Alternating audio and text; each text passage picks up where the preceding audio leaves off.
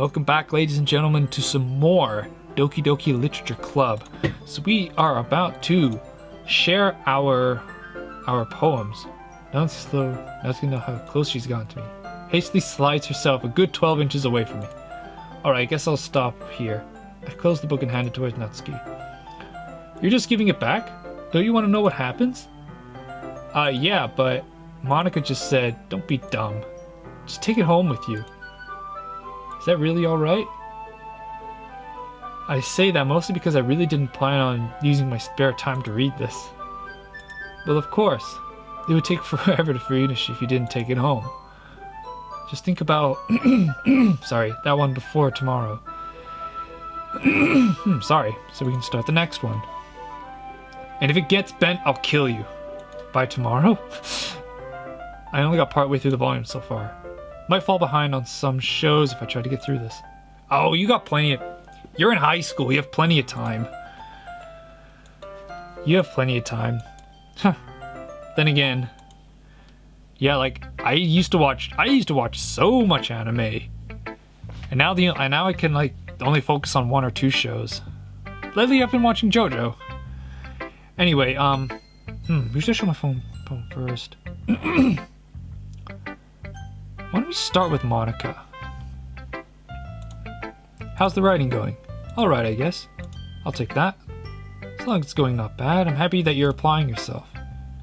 Maybe soon you'll come up with a masterpiece. I wouldn't count on that. You never know.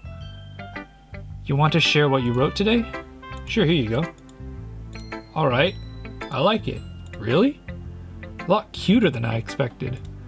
Ugh, geez, sorry, I have a frog in my throat. No, it kind of makes me think something Natsuki would write.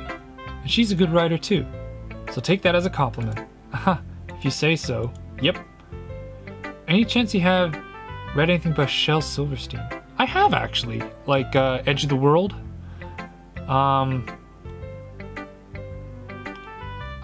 There's the poem Peanut Butter Sandwich as well, which is all Shel Silverstein.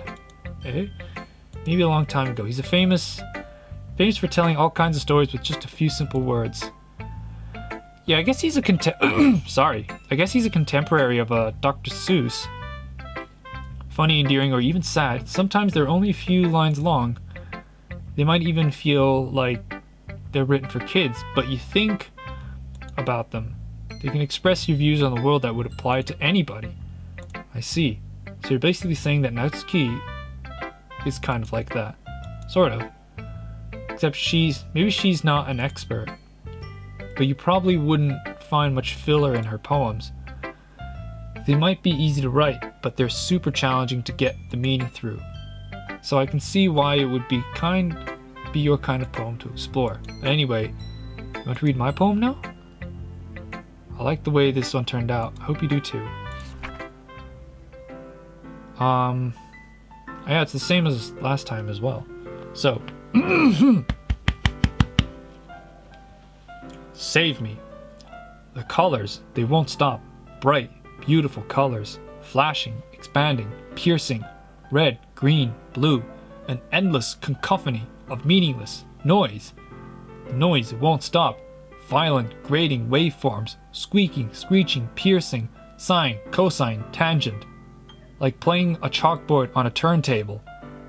Like playing a vinyl on a pizza crust. An endless poem of meaningless.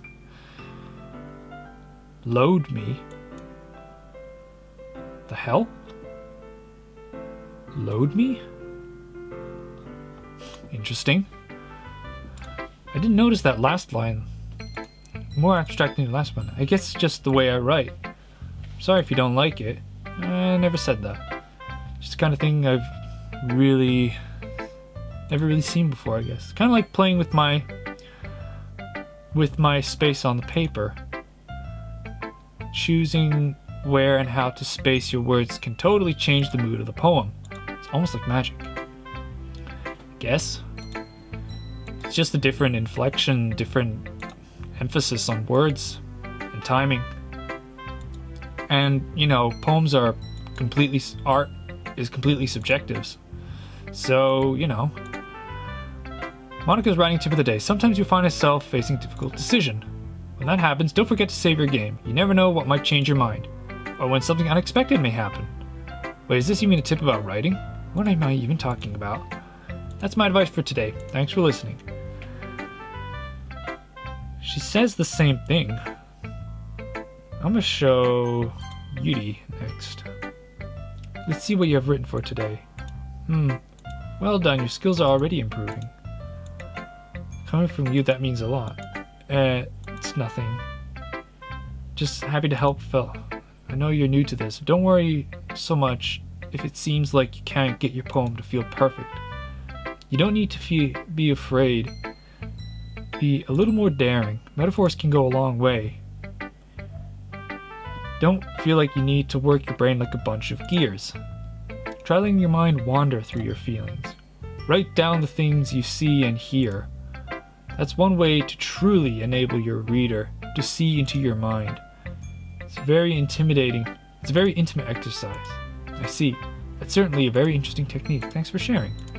I have an example of that if you'd like to read it. Sure. Is this the poem you wrote for today? Alright. The Raccoon. Alright, I'll shut up and read. Okay, this is let's see. It happened in the dead of the night while I was slicing bread for a guilty snack. My attention was caught by the scuttling of a raccoon outside my window. That was, I believe, the first time I noticed my strange tendencies as an unordinary human. I gave the raccoon a piece of my bread.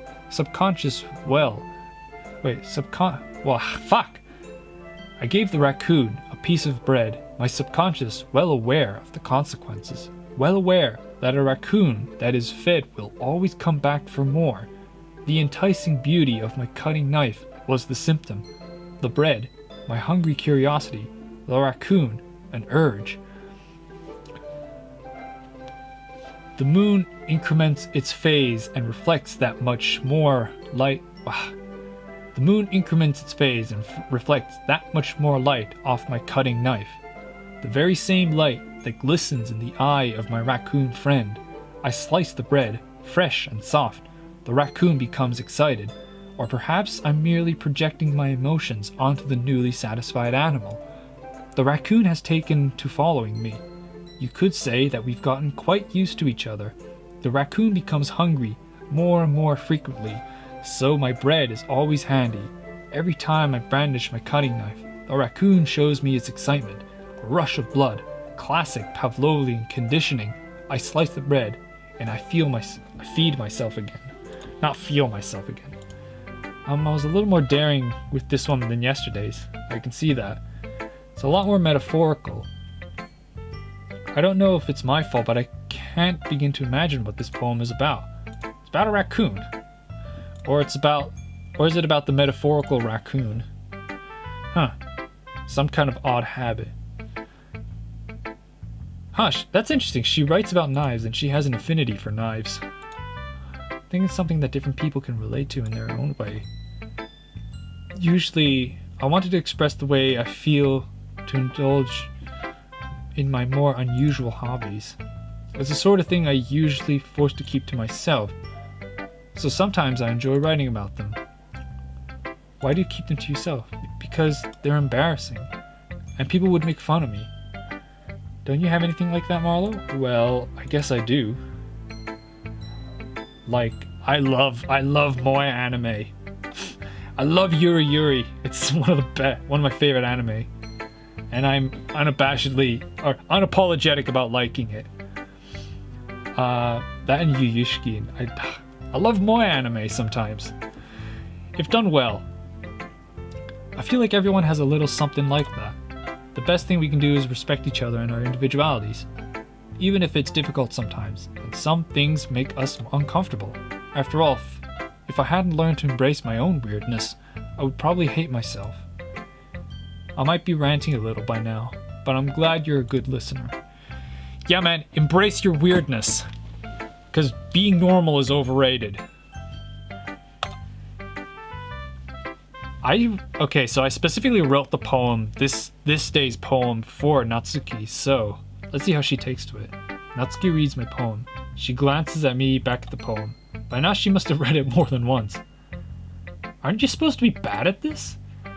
Is that a compliment? No, I mean, you know. Natsuki struggles to find the words she wants. I'd expected a lot less after what you showed me yesterday. That's all. Well, I guess I just got lucky with this one. Yeah, exactly. She's so mean! Why are you so mean to me? We just read manga together. You're supposed to be my friend. You won't always manage to write poems this cute. I mean well written. No, I mean, that's how it is. My poem is cute. Why are you smiling? It's not like I like cute things.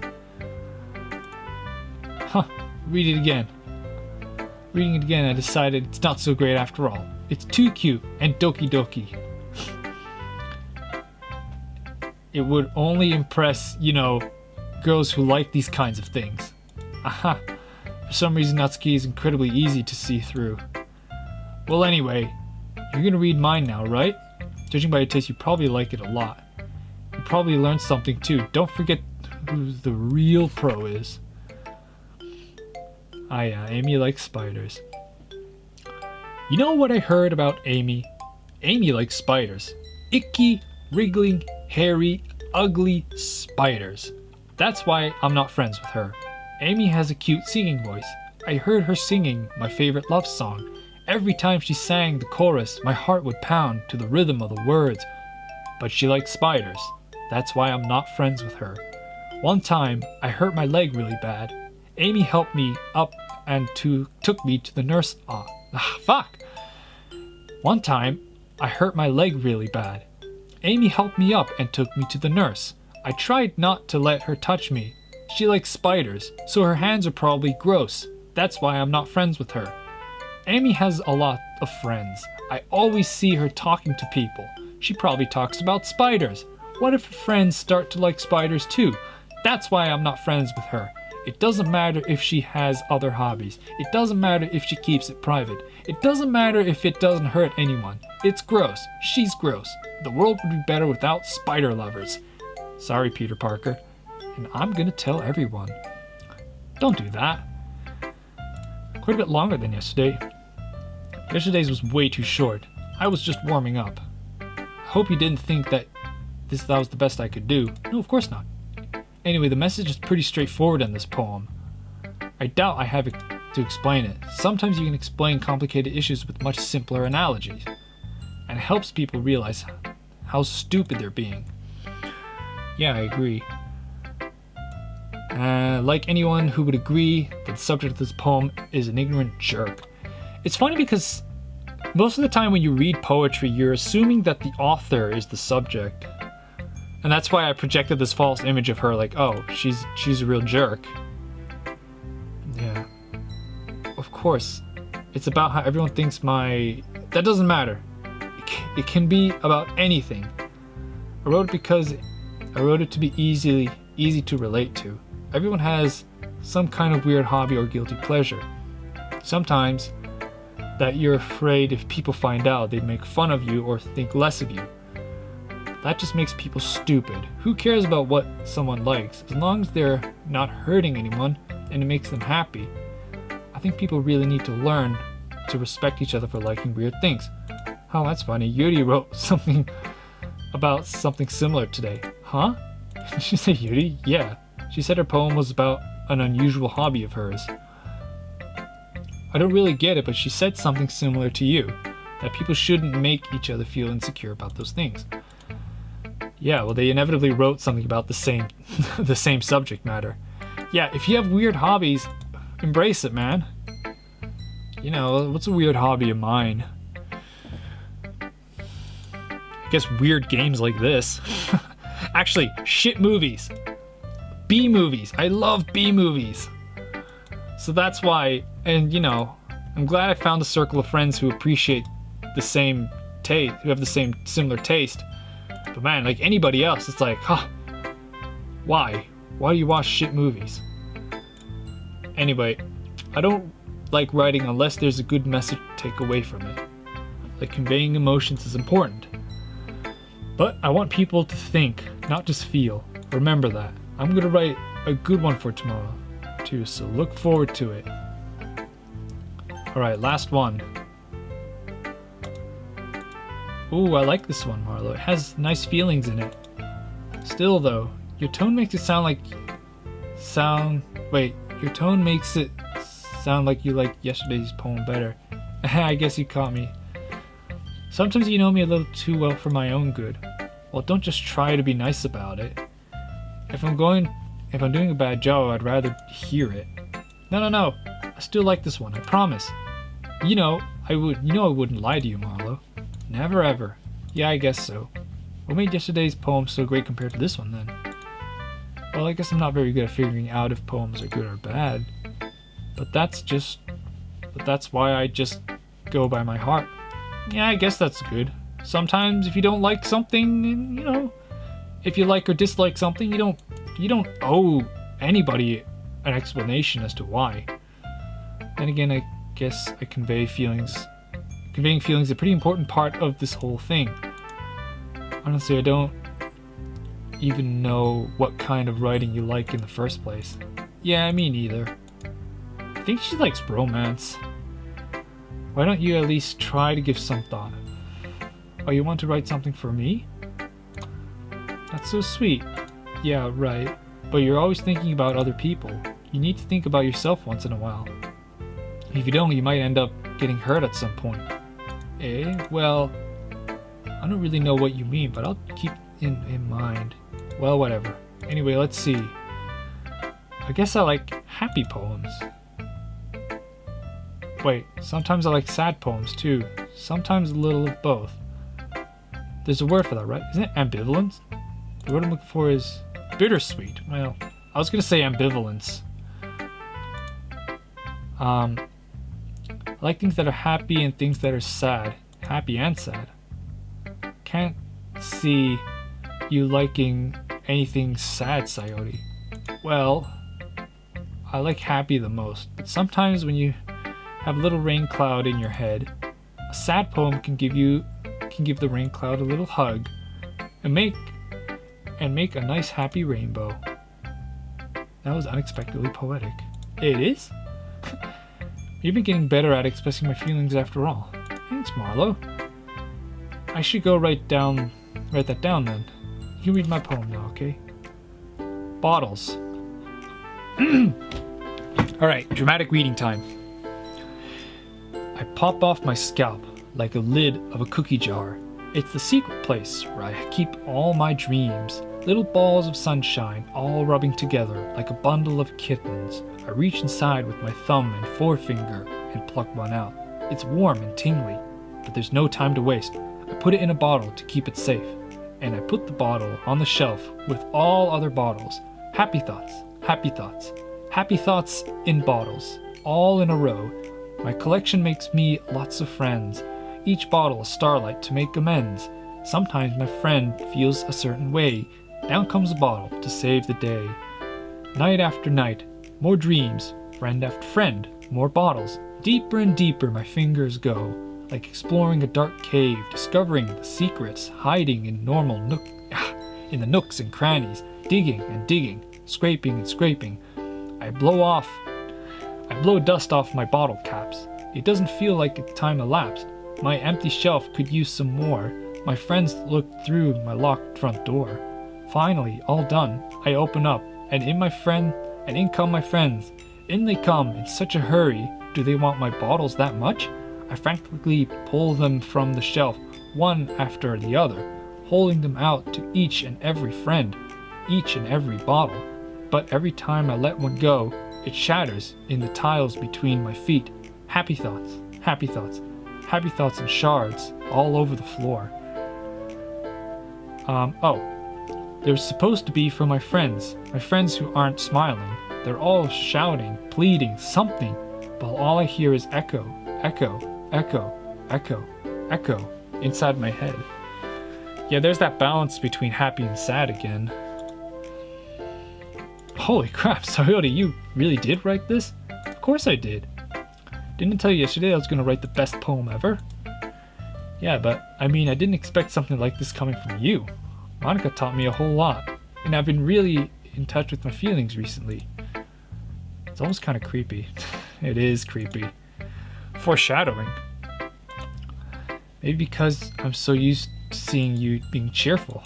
Well, never mind. I'm thinking too hard about it. The point is, it came out really good. It came out well. Spell check, grammar check. So you should be proud of it. Oh, thanks. I feel like this was I was meant to express myself this way. It even helps me understand my own feelings a little better. Writing is like magic. You've gotten pretty passionate about this, huh? I hope you keep it up. Yeah, writing's the best. I'm gonna keep writing until I die. Oh boy. Haha, don't get ahead of yourself. Sayuri always has a habit of getting upset with something before dropping it a week later. I wonder if this is one of those times. But seeing the passion in her eyes makes it hard for me to be pessimistic. Okay, everyone. We're all done reading each other's poems, right? Oh, something extra planned. Well, why don't we do the extra stuff on the next episode? Yeah, we're gonna recite poetry in front of each other. How many people have actually already played this game, or at least seen a playthrough of it? Like, I know I'm a year late on the Doki Doki Literature Club, bandwagon, but I still think people would watch it, right? Right? Who knows? Anyway, like the video, share it, subscribe, hit the bell icon, because apparently that does something. Anyway, have a good day, everyone. See you next time.